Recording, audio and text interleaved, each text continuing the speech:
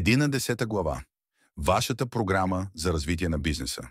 В тази глава Майкъл Гърбър представя програмата за развитие на бизнеса като структурирана методология за изграждане на успешен бизнес, който може да функционира предсказуемо, ефективно и без постоянната намеса на собственика.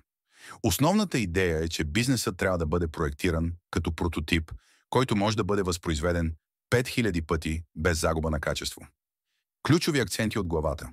Първо, бизнесът като прототип Гърбър призовава предприемачите да си представят, че техният бизнес е модел за хиляди други. Основният въпрос, който всеки собственик трябва да си зададе: ще може ли този бизнес да работи без мен? Ако бъдеш купувач влезе в компанията, би ли бил впечатлен от реда, предсказуемостта и контрола? Второ, структура на програмата за развитие на бизнеса Гърбър представя 7-те ключови елемента на програмата. Вашата първостепенна цел, primary aim, личната визия на собственика и неговите ценности. Стратегическа цел, strategic objective, ясни бизнес цели, измерими резултати и позициониране на пазара. Организационна стратегия, organizational strategy, структуриране на бизнеса с ясно дефинирани роли. Управленска стратегия, management strategy, изграждане на система за ефективно управление.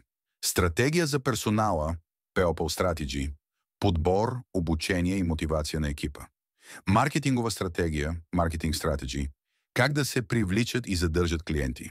Стратегия за системи, system strategy, оптимизация на работните процеси и създаване на стандарти.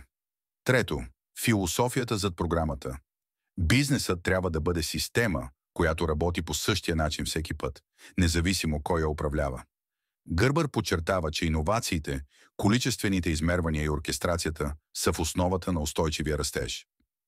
Четвърто, методология за развитие. Всяка иновация трябва да бъде тестувана, измервана и стандартизирана. Основният принцип е създаване на система, която дава предсказуеми резултати.